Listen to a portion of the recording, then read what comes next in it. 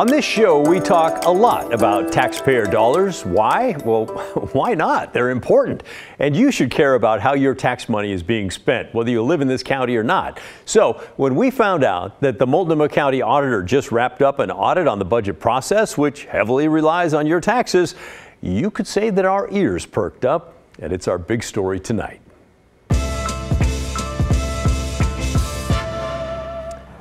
First, let's meet a key player. This is County Auditor Jennifer McWork. She started her second four-year term back in January. County Auditor is an elected position, and her job may sound simple, but you know, it's not. She's in charge of ensuring that Multnomah County government is efficient, transparent, and accountable to the hundreds of thousands of people who live in the county. Now, there's a lot of money at stake as well. The county budget is $2.8 billion. That includes the county's general fund, which is nearly $750 million. And that's mostly made up of your property and business taxes if you live in Multnomah County. So that's what the commissioners decide and dole out to the different departments and programs each year. So we looked at how understandable is the budget process and how transparent is it for community members. And we found that in many ways, the county's budget process really does meet best practices. But we would like to see better transparency in how the county reports on its budget. And we would like to see more time for really meaningful community engagement in the budget process. And so our recommendations focused on those two areas. McWork says one of the reasons that she wanted to make sure this audit was done was because she's heard questions for years from community members who look at county budget sites and then request the documents detailing how some of the money is spent, and they notice the numbers do not always line up.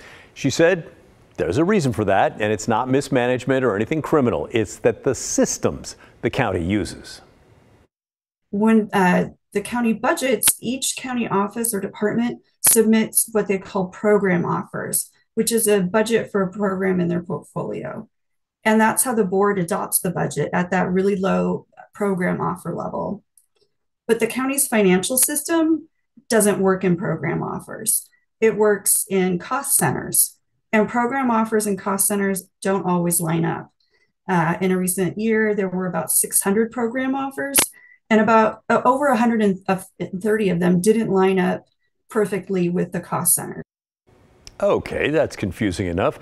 Here's a visual to help you better understand the program offer versus cost center idea and how they do not always line up one-to-one. This is a real-life example from the Department of Community Justice. You can see there are 7 program offers in green, but only 5 cost centers, making it really difficult to track the spending of those program offers because they fall into different cost center categories, sometimes multiple cost center categories. Basically, the computer systems don't play nice with each other, which makes it really confusing. That's sort of the crux of the whole audit. County commissioners base their budget decisions on program offer level, but spending on the program offer level is not reported. So, you know, try and track that. It's only reported on the cost center level. So again, not always easy to see how the money is being spent. In fact, the audit says the way things are now, quote, makes it difficult, if not impossible, to meet best practices for financial monitoring. And those best practices, which are outlined by a group called the Government Financial Officers Association, well, they include this sort of obvious bit of guidance that a government should be able to show if it has actually purchased goods and has actually provided services. I think the issue is the budget system speaks in one language and the finance system speaks in another. And so it's very hard to translate between the two of them if you don't have an office that has one program offer and one cost center. So it's unfortunately more complicated than I think it should be, which is kind of why we're saying, hey, let's report it the same way we're budgeting. So it's not that they aren't spending that money. It's that cost centers look at revenues and expenditures differently than a program offer does. So yeah, simplifying it would be kind of cool, as we said earlier, but we'll say it again, the auditors did not find any evidence of mismanaged money or fraud. What we really saw was kind of the challenge that county staff have trying to reconcile these things, and then that it can be opaque for the public, and no one wants that. It needs to be easy for us to understand how our taxpayer dollars are being spent. And so we're calling for at least annual reports to the board at that program offer level of how money has been spent, which I think will give the board a greater opportunity to make good budget decisions and really understand where are we meeting our performance measures, where are we not, how are we using these funds. That all sounds pretty good. The audit also looked at the various citizen budget advisory committees that are supposed to give input on department budgets, but they found that the timeline of how the budget process is set up makes it super hard for those committees to actually have any input or impact. Right now, the budget process starts in November with a general fund forecast. Then departments start preparing their budget requests and submit them to the county chair in February. Okay, once that happens, the citizen budget advisory committees are supposed to look at those requests and submit a letter to the chair with their feedback, and then the chair is supposed to develop and release a proposed budget. Makes sense? Sure. Lots of thoughtful input and decision making. But in reality, the audit found that those committees rarely get those letters to the chair in time to have an impact on the budget. With this in mind, it's not surprising that CBAC members surveyed by the Office of Community Involvement said they did not believe their input had an impact on the budget, which is correct because it does not.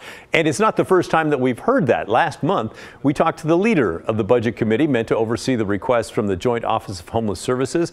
Here's how he summed up the experience. The county doesn't want to have oversight on the way it's spending money so that it can continue to spend money in a way that doesn't actually address the problems that Portlanders have. Can that be proved? Yeah, sure can. Auditors made this graph to show the median number of days between those committee letters being sent to the chair and then the chair releasing the proposed budget. In the last 3 fiscal years, so a total of 6 years, those letters, last 3 years actually, those letters were sent less than a week before the proposed budget was released, with that big old goose egg that happened this past spring. So no time to digest what they had to say. The audit suggested switching to a 2-year budget process instead of just 1 year. That biennial budget could mean more time for educating the public about budget options and giving those citizen committees time to actually influence how the tax dollars are spent. It would help with transparency because as the process currently stands, the fiscal year is only about half done when departments are preparing their program offers. And so if the process were stretched out to 2 years, you'd have like a full year of data to be able to report on as you're adjusting things for the second part of that 2-year cycle. Again, totally makes sense. So there are 2 big takeaways from the audit. Number 1, the computer systems are speaking different language, and that makes it almost impossible in some cases to report how money is being spent. Number 2, the budget timeline is way too short for meaningful public input, especially from those citizens' budgets committees, which are set up to give input. So what does Multnomah County Chair Jessica Vega Peterson have to say about this? Well, she agrees the computer systems should play nice with each other and that the county is, working on it and has been before the audit. They also plan to create a budget monitoring dashboard to show the actual operating expenses of the departments.